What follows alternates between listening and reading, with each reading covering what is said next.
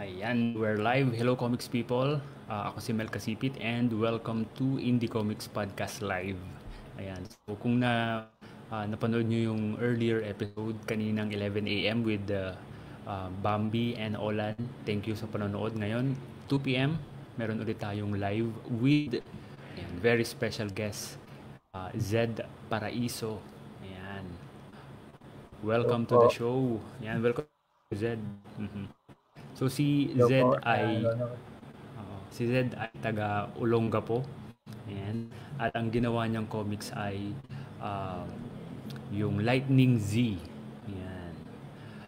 Okay, so Zed, mag-start tayo since I think this is your first interview. Kailangan nating magkilala. So kapag classroom setting, pumunta ka sa harap ng klase or pinatayo ka ng teacher. Okay, introduce yourself. How would you introduce yourself? My name is Zed Paraiso, and I'm 28 years old. And I'm from Olongapo City, and my first comic book is titled Lightning Z. Ito yung pinakauna kong comics na ginawa. Way back high school pa to. So, ayun po. Small introduction. Ayun, Lightning Z. So, nabanggit mo Z or Z. Okay. Ano bang tatawag ko sa'yo? Z o Z? Z po. Okay, si Z. So, nabanggit mo high school. So, ito bang comics mo na ito? Ito mismo yung dinowing mo nung high school? Hindi mo na siya binago? Ay, yung story niya, saka yung pinaka-concept, high school pa siya nag-umpisa. Way back 2012 pa to. Natagal na. So, bali, remake na lang ito. Pinaganda ko lang yung story. Okay.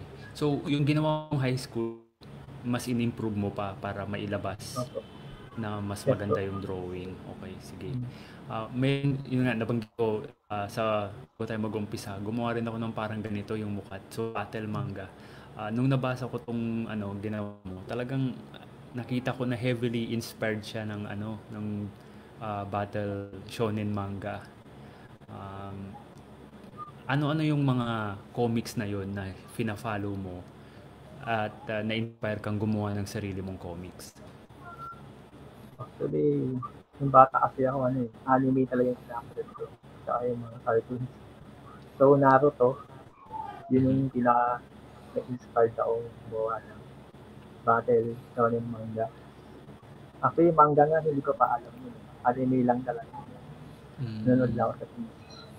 Then, yung nakita ko na yung discover ko yung manga, it is teenager ako, high school. Ayun, sinaway ko sa kaya. Tapos ito na yon, Lightning Z. Okay. So nabanggit mo na anime tapos Naruto. So ano yung ng manga na nabasa mo? Naruto rin ba? O may mga iba ka pa bang ibang nabasa? Naruto talaga yung una. Pati yung manga ng Naruto, yun yung binabasa mo per week? Weekly? Bali, lang, binabasa ko lang siya pag nainip ako. Kasi sa anime sa matagal. Kaya binabasa ko. Oo. Saan ka nagbabasa? Online lang? O naghahanap ka ng mga manga na pwedeng mabasa? So, online lang. Yung mga, kasi dati na yung website ng manga. Mga scan lang. Doon lang po ako nagbabago. Actually, kahit hanggang ngayon naman, meron pa rin. Pero ayun, support natin yung mga yung mga nagpiprint ng comics. Okay, so member ka ng Kudlis. Pwede mo ba kaming i-introduce sa Kudlis para may idea yung mga yung mga nanonood sa IKP? Bali yung Kudlis po is isang platform po para sa mga Pinoy komikero. Gustong mag-upload ng comics nila. Kahit mga video na lang kagaya ko. Pwede ko yung mag-upload doon. Share yung stories mo. And meron din silang follow nyo lang po sila sa Facebook page po nila. May Instagram din po. Okay, so kailan ka naging member ng Kudlis? Actually, 2021. Kasi, ang history kasi ang una kong website platform na in-uploadan is yung Comic Spot. Sir Okay. GN po. Comic Shoutout Spot. kay Sir GN. Sila yung unang tumanggap ng comics ko. Na kahit beginner lang ako. And then, after nung naghanap pa ako ng local na website platform, which is ito na yung Kudlis. And yung Kudlis kasi parang may community sila. May group chat din sila ng mga artists. Marami akong nakilalang artists dito. Yeah, actually maganda yung magkaroon ng isang community kung saan pareha kayo ng ginagawa. So in your case, sa Kudlis, meron kayong support group, pwede kayong tama ba? Pwede kayong magpa-critic, anong opinion nyo about this comics na ginawa ko. May mga ganun ba doon? Mag-critic ka, reviews, mga ganun? Meron naman po. Parang share ng ideas din. Kung paano ma-improve yung comics po. Okay. So, before ka naging member ng Kudlis, ginagawa mo na tong comics. Tama ba? Yes. Actually, elementary pa lang. Elementary pa lang nag-start na ako ng comics. Ano pa siya? Yung hindi pa siya tao yung characters ko. Daga kasi yung mga animals pa. Kasi hindi ako marunong sa tao. Then, yung high school na ako, doon na, yun yung una kong comics na. Hindi pa siya light and G. Meron ako kinito. Lumang siya. Wait lang, i-full ko sa'yo. Yan, go. Naitago ko pa. Madami dito mga ganun. Grabe ang sipag mo. Ang sipag mong gumawa ng comics. Sa pinapabasa ko sa dati sa mga kakilala ko. Sa mga classmates ko. Sa totoo ako kasi nagugustuhan nila. Kahit ako parang hindi ako nagaganda sa gawa ko dati. So, tinatry ko siyang sige. Tinatry ko siyang ipagpatuloy hanggang college siya. Grabe, so elementary. Tagal na po eh. Buti nga na naitago ko pa siya. Buti naitago mo pa. Yung ginagawa ko, nagsimula ako mag-comics kasi high school, first year high school. Ikaw mas maaga. Elementary pa talaga, Alam nila yan, mga klase ko dati. Tapos same tayo nung high school. Pinapabasa ko rin sa mga kaklase ko yung ginawa ko. Tapos syempre babasahin nila yun kasi ang ginawa ko, sila yung bida dun sa ginawa kong comics eh. Kaya meron silang parang participation dun sa ginawa kong comics.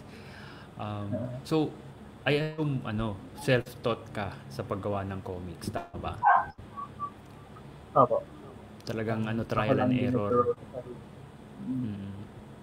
Kasi ganoon din ako eh. Trial and error, tapos kung ano yung makita kong tutorial online, inaaral ko kung paano nila ginawa, ganyan. Tapos basa ng comics. Ayan. So speaking of influences, maliban sa Naruto, ano pa ba mong fina-follow na manga or anime? Actually, yung Jujutsu Kaisen. Yung mga dati Deathloop, Uchiha. Yung mga strategy na anime. Gusto ko kasi yung mga ganun. Pero mas naano ko sa battle so manga. Parang mas gusto ko sa i-drawing. Oo. Masaya din eh. Masaya mag-drawing ng battle eh, yung laban, di ba? Nakaka-hype kasi yan eh. Ganito ka mga technique. Tapos syempre dapat unique yung hindi pa nakikita before para kakaiba siya. Okay, so ito maiba lang ako ng konti since sabi mo fan ka ng Naruto. Anong opinion mo sa Boruto?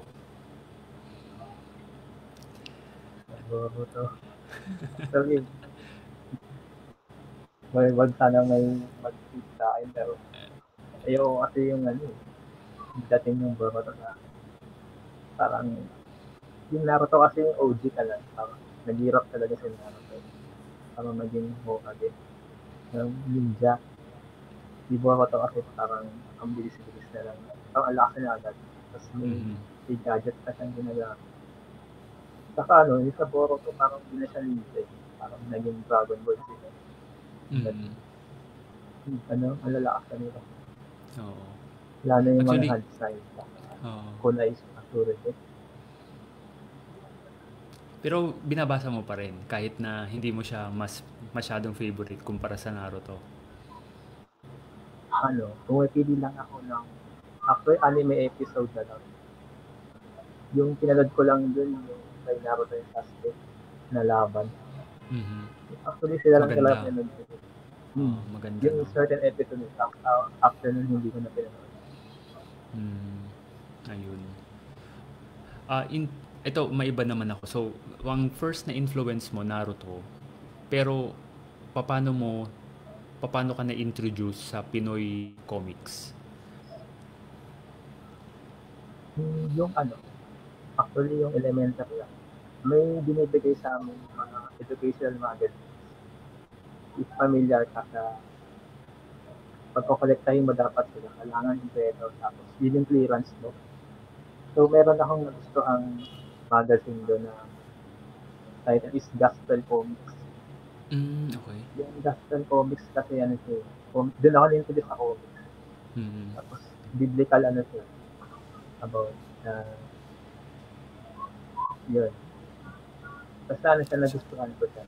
Kasi, Maganda yun, yung Gospel Comics, as ang ganda rin ng drawing. yung galing drawing. Doon ako na kasi dati, ako nanggagaya lang ako na drawing sa cartoons and anime na pinapanood ko. And then, gumagawa din ako ng story. Mga wordings lang, ganun. So, tapos naisip ko, pagsamahin ko yung drawing saka yung storytelling ko. So, ayun, doon ko nag-idea na mag-comics. Doon talaga nag-start. Gospel Comics. Gospel Comics, talagang biblical pa no? Oo. Okay, bukod sa Gospel Comics, ano pa yung iba mo na-discover after that na Pinoy Comics? Actually, Nag-ano ka ba yung parang Pugad Baboy, Kiko Machine, or kahit mga webcomics?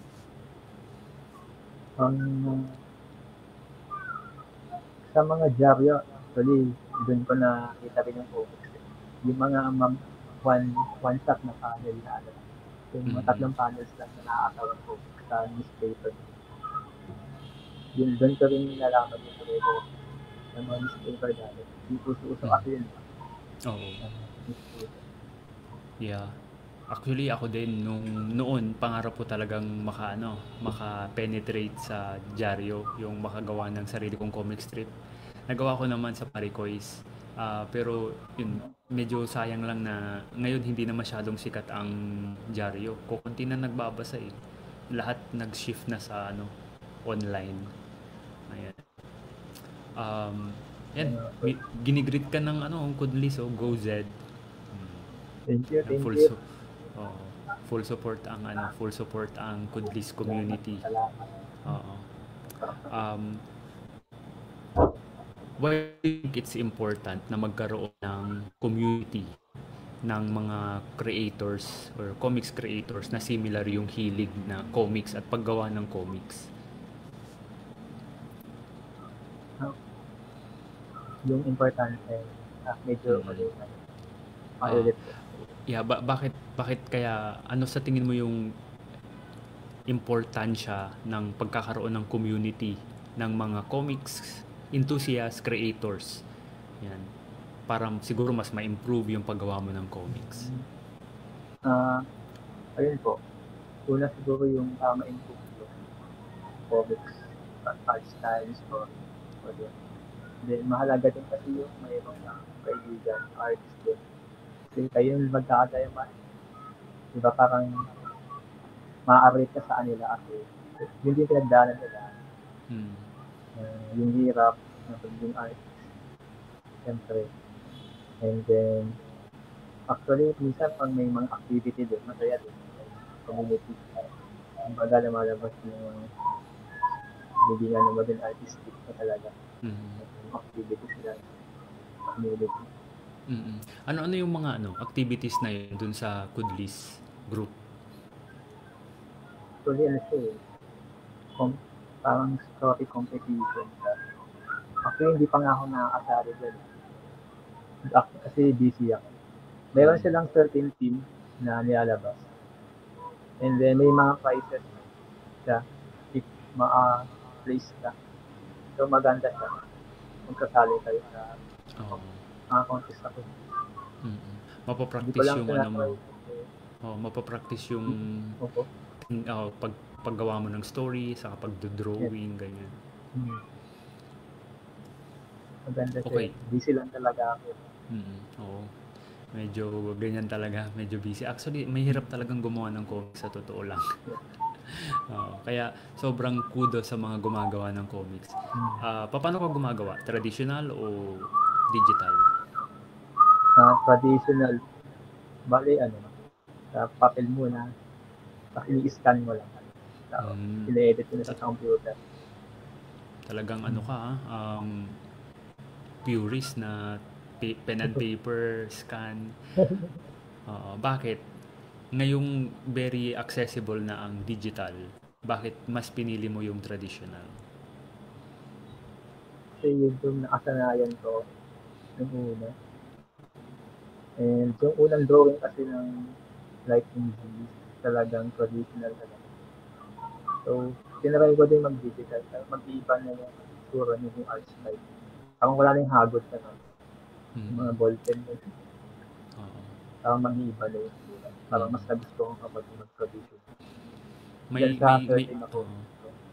May kakaibang beauty yung pagiging rough ng traditional na hindi mahirap i-replicate sa digital. Yung digital masyadong malinis. Yes. So, sobrang malinis. Kapag traditional talagang, ewan ko, something special. Ngayong uso na rin yung AI na lahat na lang ginagawang AI images. Iba yun. Nagiging iba yung dating ng mga traditional na talagang drawing sa kamay. Okay. Sino-sino yung mga sino-sino yung mga artist na gustong-gusto mong yung nai-inspire ka kapag nakikita mo yung art nila? Actually kasi sa manga. Okay lang, kahit manga lahat. Si Eiichiro Oda. One. Kasi hanggang ngayon, pinapalad ko pa din. Sinisabay pa yan ko yung manga. Kasi ang galing niya kasi yung storytelling at saka yung pag-draw. Kapag sasabay mo. Nakaka-inspire din. Gusto ko kasi ganun din. Yung isang title lang gagawin. Tuloy-tuloy na yun. Hanggang matapos ko siya. Actually, mahaba kasi yan. So, ang plano mo sa Lightning Z, siya, epic na mahaba, parang One Piece, Naruto, ganun? Yes po, kung kakayanin at may opportunity. Basta wag kang tumigil. Yun lang yung advice ko sa'yo. Kahit na okay lang mag-hiatus, pero wag kang tumigil ng sobrang matagal kasi mahirap bumalik. Mahirap bumalik dun sa momentum na nabuo mo. Paano ka nagko-conceptualize ng story dun sa ginagawa mong comics? Sinusulat mo na ba siya beforehand, tapos thumbnail, tapos sketch, drawing, ganyan? Or meron kang specific workflow? Actually, yung sa akin niya kasi yung grade but di ako nag-i-storyboard, di ako sulat na kahit parang di-drawing ko na agad sa papel. Nasa utak ko na siya. Kasi actually, gusto ko lang i-share yung history ng Lightning Z na comics ko. Kasi yung bida dyan is nag-reflect sa akin. Kasi siya, the owner na napakatahimik sa walang kaibigan. Ganun din kasi ako nag-aaral pa ako ng high school. Lalo ng high school lang.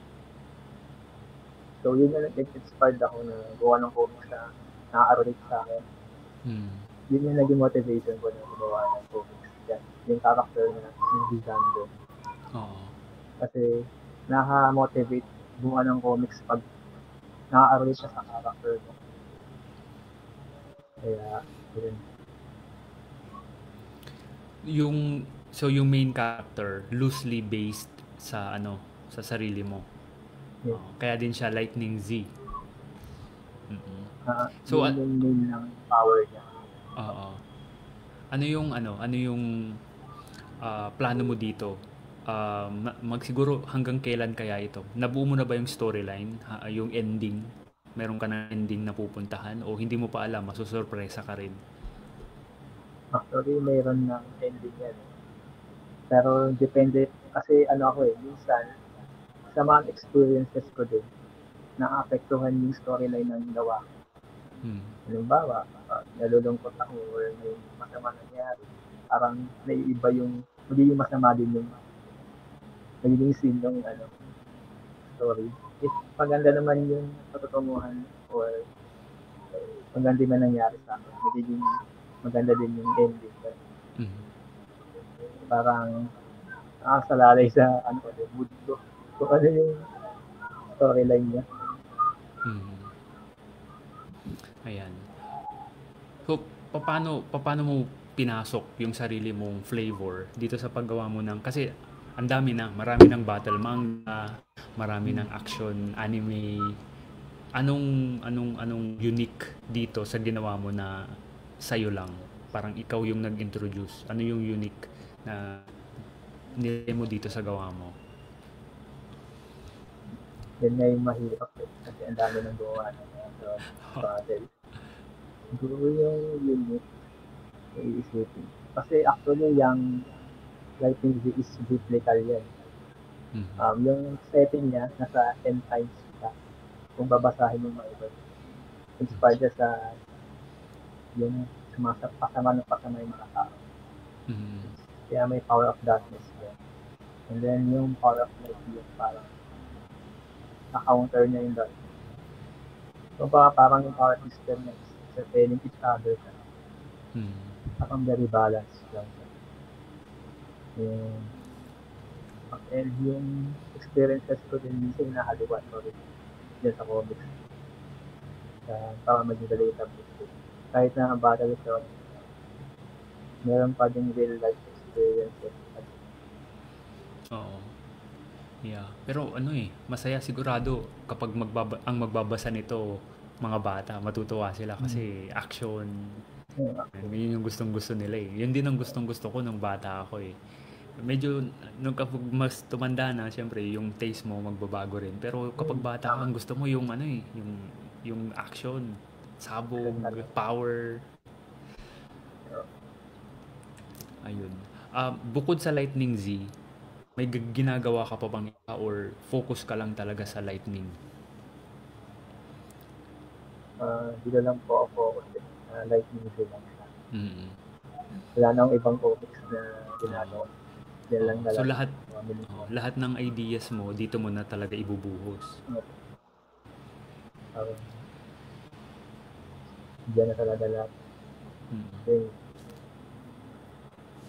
Yan mahaba kasi ayaw siyang gawing one shot lang. Kasi sobrang bitid kasi. Gusto ko siyang mahabain pa. Ayan. So maganda rin na isa lang, nakakonsentrate ka lang dyan, lahat ng idea mo ibubuhos mo dyan. So ang tanong ko, meron bang times na naubusan ka ng ideas at nabablanko ka? Ano nang gagawin ko? Hindi ko na alam. Parang ganun. Ang art block, ganyan. Yes po. Naranasan ko na yung art block. Actually nung yun. Yung tinatamad na akong ituloy. Way back 2022 nag-focus na ako sa work ko. Sabi ko, parang wala na nagbabasa ng gawa. Tigil ko na. Yun, din nag-start yung parang hindi na ako makaisip ng idea or scene na susunod. Kaya, yun yung time na na-art-block ko na. And paano mo siya na-overcome yung art block? overcome ko siya. Actually, ano eh, yung nag-chat sa akin yung Kudis na reprint daw yung comics ko. Kumapit sila sa akin. Eh, di ako makaniwala kasi yung gawa ko, hindi ko naman siya, parang di ako confident sa gawa ko. So, napili nila. So, parang nabuhayan akong buhayan yung comics ko. Ito lang yung akin. Since may naniniwala pa pala sa gawa ko. Which is yung Kudis, kaya papasalamat po sa akin. Mm. Ayun. Thank you Kudlis. Ayan. Actually sa totoo lang kulang yung comics scene ngayon ng mga ganitong titles, yung talagang battle action manga.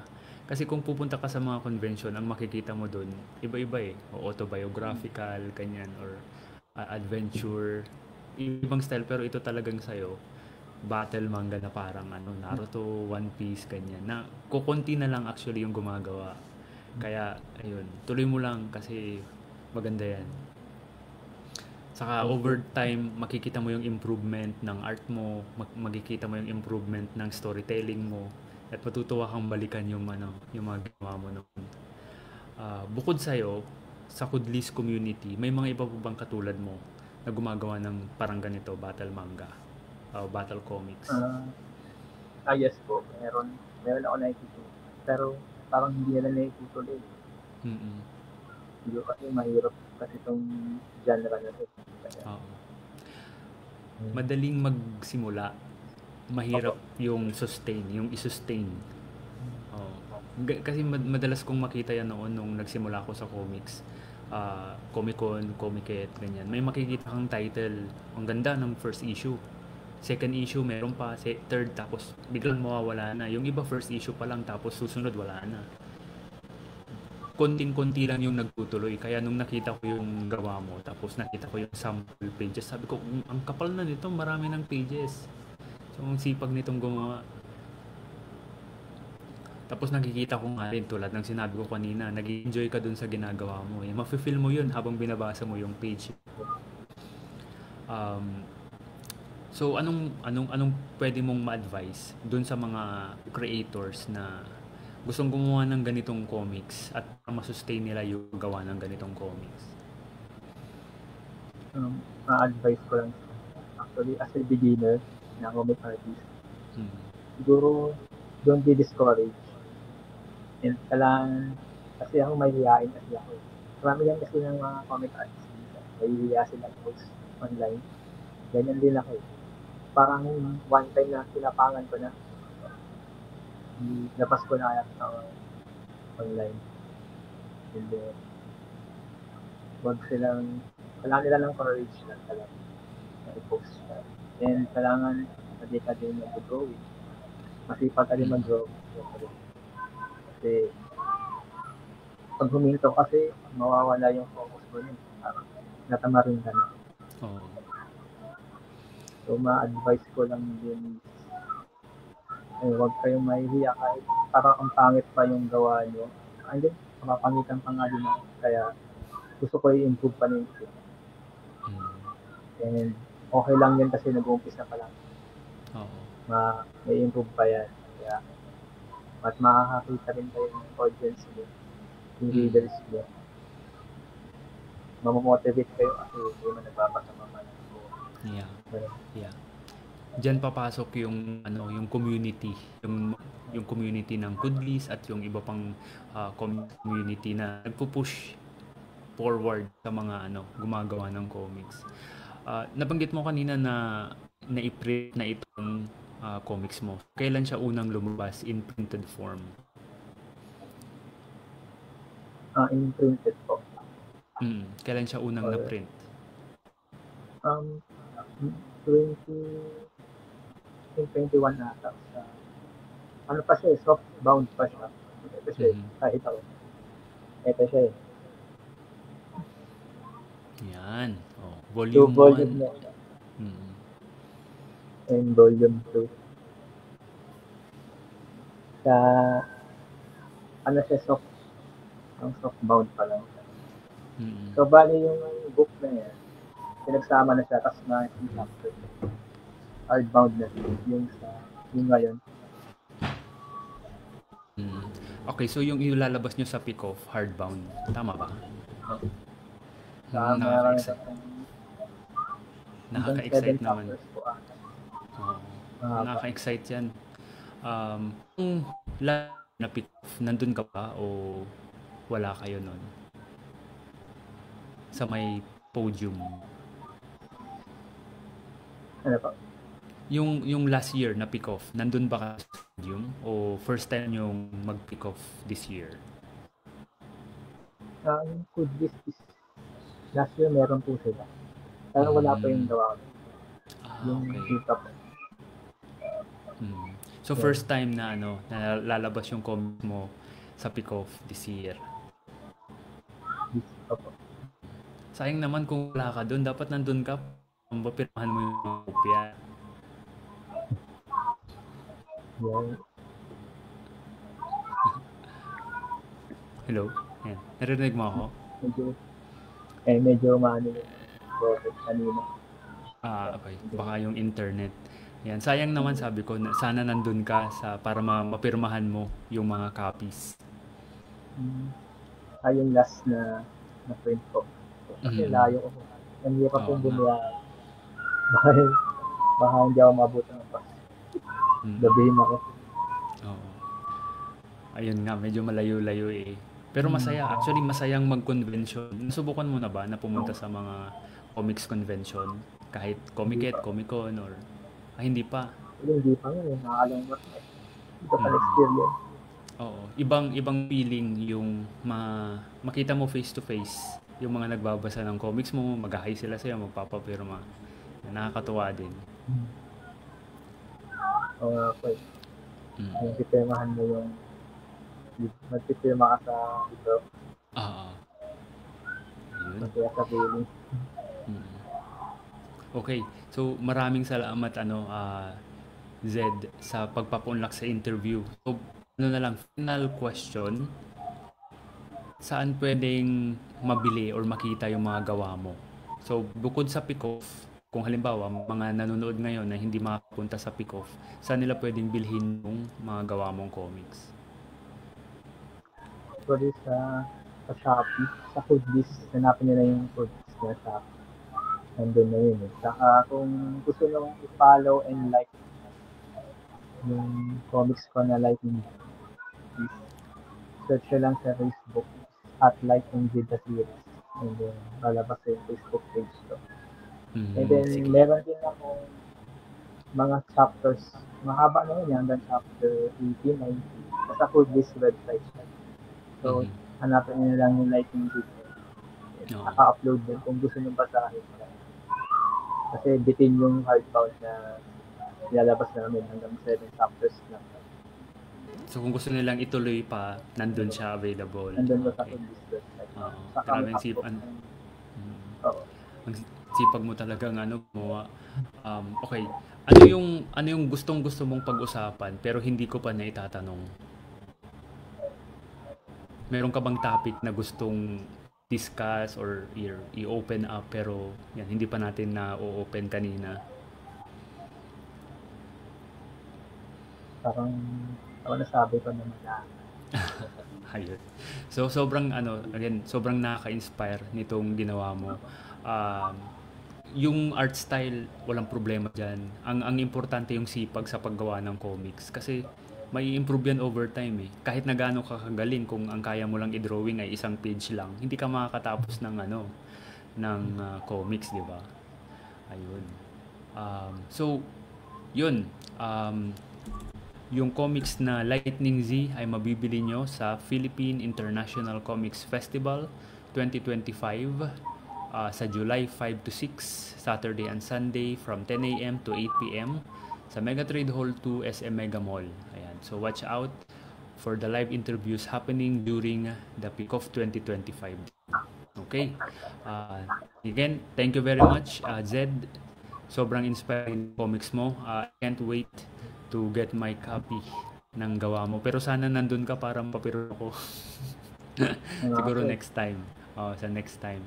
Okay. Yan. Thank you, comics people. Thank you, Zed. See you next Thank you. episode sa Indie Comics Podcast. Bye-bye!